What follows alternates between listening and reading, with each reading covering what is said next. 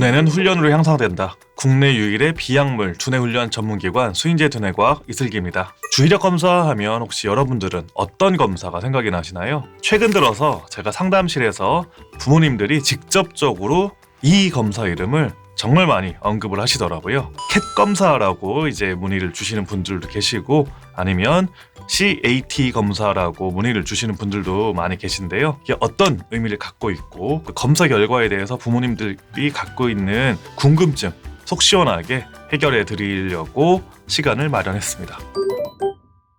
일단 좀 개념적인 거를 잡고 넘어가는 게 중요할 것 같은데요. CAT 검사는 CPT라고 하는 검사의 일종인데요. CPT 검사가 뭐냐면 Continuous Performance Test의 약자, 한국말로 이제 번역을 하면 연속 수행 검사입니다. 근데 이제 뭘 연속하느냐? 주의력이라는 거는 기본적으로 내 호불호와 무관하게 주의를 기울여야 되는 대상에 충분하게 몰입을 하고 집중을 할 수 있는 능력이 바로 이 어텐션, 주의력의 특성인데요. 그럼 바로 이 어텐션이 어떤 때 가장 중요하느냐? 초등학교 입학을 해서 수업을 들을 때겠죠. 수업을 듣는다는 것은 아무래도 많은 아이들에게 힘든 일입니다. 그런데 이 연속 수행 검사는 일부러 굉장히 지루한 상황에 아이들을 몰아넣고 시각 주의력과 청각 주의력을 얼마나 효과적으로 그리고 오랫동안 발휘하는지 측정하기 위한 검사예요.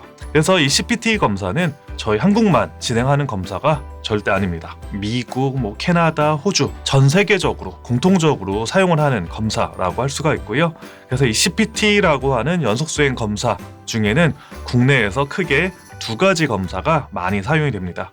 첫 번째 검사는 ATA 검사라고 해서 이 검사는 만 5세부터 15세까지 청소년과 아동을 대상으로 표준화가 되어 있고요. 서울대학교 신민섭 교수님이 참여를 하셔가지고 개발한 것 때문에 좀 많이 알려져 있죠. ATA 검사 같은 경우는 시각주의력과 청각주의력 이 두 가지 부분에 대해서만 좀 집중적으로 볼 수 있다라는 장점이 있기는 한데요. 우리 아이의 집중력이 조금 더 폭넓은 부분에서 나타났으면 좋겠다. 그리고 그런 부분들을 확인하고 싶다라고 하시는 분들에게는 바로 이 CAT 검사가 더 적합합니다.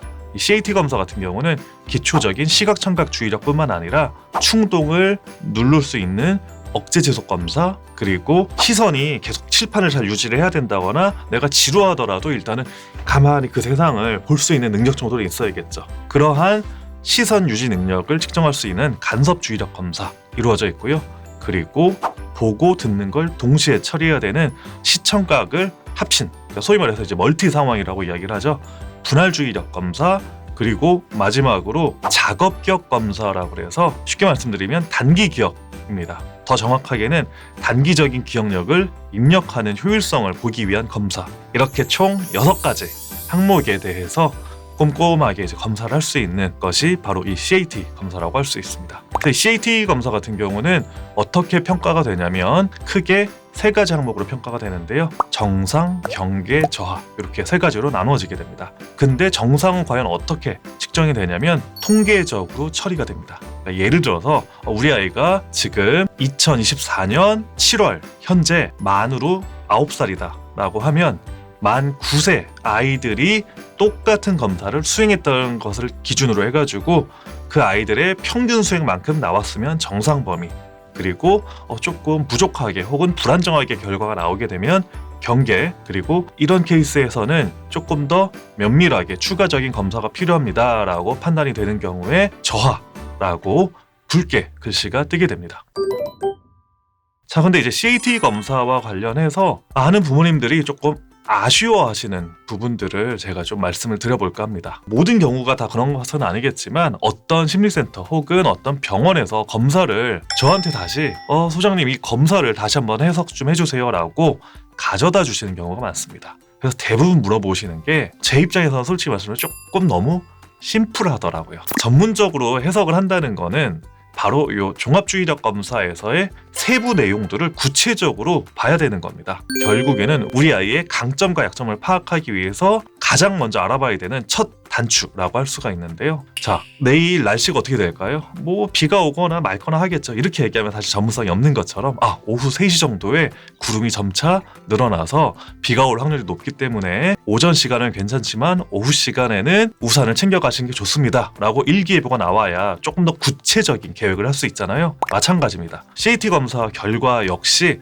세부 사항을 파악하시는 게 그래서 중요한데요. CAT 검사 결과지를 가만 보시면 거기에 굉장히 다양한 평가 항목들이 있습니다. 그러니까 예를 들어서 똑같이 시각주의력에서 저하가 나온 아이라고 하더라도 누락오류라고 하는 부분에서 더 저하가 많이 뜬 아이들 같은 경우에는요, 쉽게 말씀드리면 멍때림이 더 강한 아이라고 할 수가 있습니다. 반면에 똑같은 시각주의력에서 오경보 오류가 더 저하 소견이 많이 나온 아이는 멍 때리는 아이라기보다는 충동성, 더 정확하게는 시각적인 충동성이 훨씬 더 강한 아이라고 할 수가 있는 것이죠. 그리고 반면에 정반응 시간이라고 하는 과제에서 저하가 뜬 아이들이 있는데요.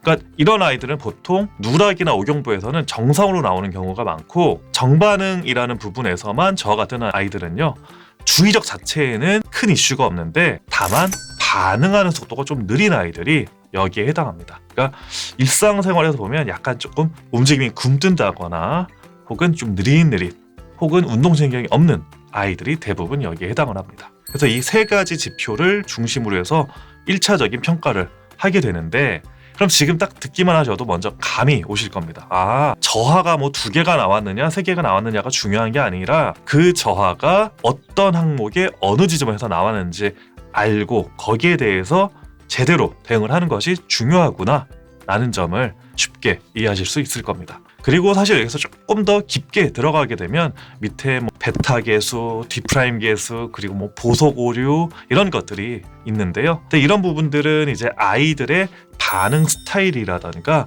해당 뭐 시각주의력이나 청각주의력의 인지적인 취약성의 정도를 조금 더 딥하게 알아볼 수 있는 지표이기 때문에 반드시 이런 부분들을 꼼꼼하게 설명을 해줄 수 있는 기관을 가시는 게 굉장히 중요하고요. 바로 그러한 점에서 저희 수인제 두뇌과학은 검사 결과를 굉장히 구체적으로 그리고 충분한 시간적인 여유를 갖고 설명을 하기 때문에 우리 아이의 주의력이 정말 궁금합니다 라고 궁금증을 가지고 계신 분들 같은 경우에는 한 번쯤 검사를 받아보시는 걸 추천을 드립니다.